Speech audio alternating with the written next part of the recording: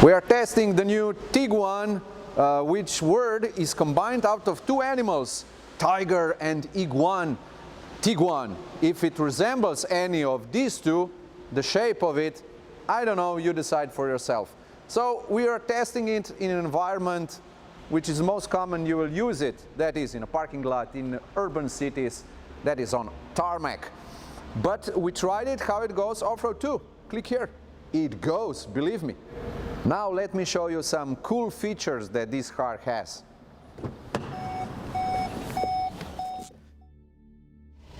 In this version of Tiguan, which is Higline, you have also digital dials where you have all the information you need and you can adjust them to your needs. You can have navigation in the middle of the dials. You can have all the off-road information you need, and you have all the multimedia that you want. Music, SD card, Bluetooth, telephony, whatever you want, and you can all control all functions from the buttons on the steering wheel. Have you always wondered how to steer your car for 3 degrees to the left? Now with this Tiguan you can do that. That's it. And this is how much 3 degrees looks like. Volkswagen has this image of indestructibility, but someone has managed, who had this car on a test before us, to do this, to break this cup holder, but nothing very crucial. You can repair this just with a few steps. There you go. Sitting position in front is just perfect. You're sitting high, the seats are very comfortable, and you have a good view on the road, so it's great. But for a family, it's very important how you're sitting in the back. Let's check this out. So the first thing you'll notice when you're sitting in the back is you have really a lot of place for your legs. There is a lot of room and a lot of headroom. I'm not the highest, but also not the smallest guy, so I'm sitting very comfortable here in the back. You have also like these treats for your kids. They can put stuff on it. So in the back seat there will be no problem with space. You have lots of it. So there's lots of space in the back, but how about the boot? Very important thing in every car. The back looks really great. Let's open the boot. It does this electrically. It's not such a big deal. Every car with a bit more specification, with better equipment, has this. But look at this. This bottom shelf can be raised with your hand, and formerly you had to hold it with one hand, put stuff inside. Now you can just put it a bit up and it stays there. Simple solution, but very helpful in everyday use. It's the same putting it down. This is it. Very great boot, lots of space, and if you need your trailer to go, I don't know, to the sea, you need to put your bikes on. Look at this solution.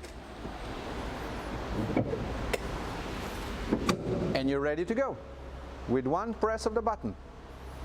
Let's put it back in. The same step. Press the button and you push it back in. That's it.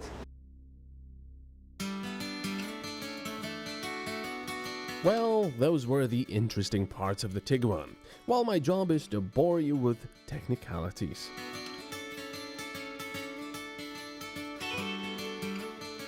We decided to go off the asphalt roads on this beautiful day in order to show you that these cars can be driven elsewhere than simply on supermarket parking areas.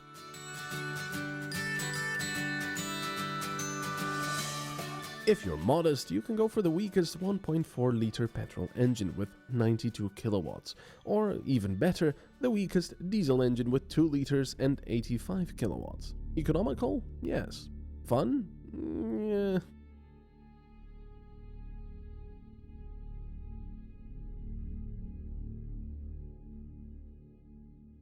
Fortunately, the Tiguan also offers a 110 and 132 kilowatt diesel engines. If you feel really adventurous though, you can get the 176 kilowatt 2-liter diesel monster. Yum!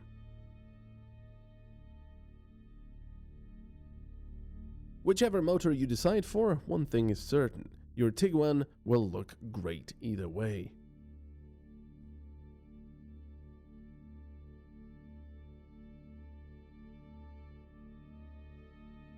and that goes for the front as well as the back.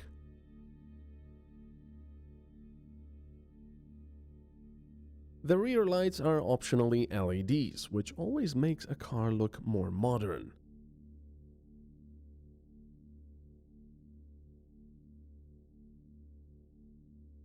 There are quite a few options inside, including what you want your seats wrapped in and a manual or DSG transmission.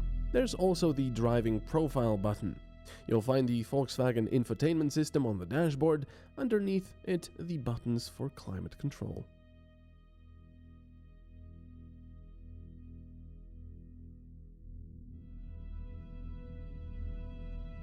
The passengers in the rear won't complain, as they too will have temperature controls and a nicely illuminated cabin at night.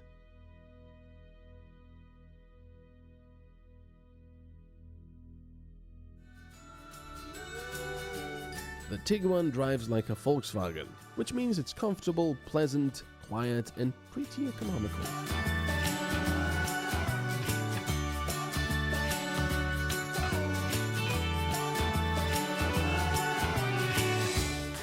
And now back on the road.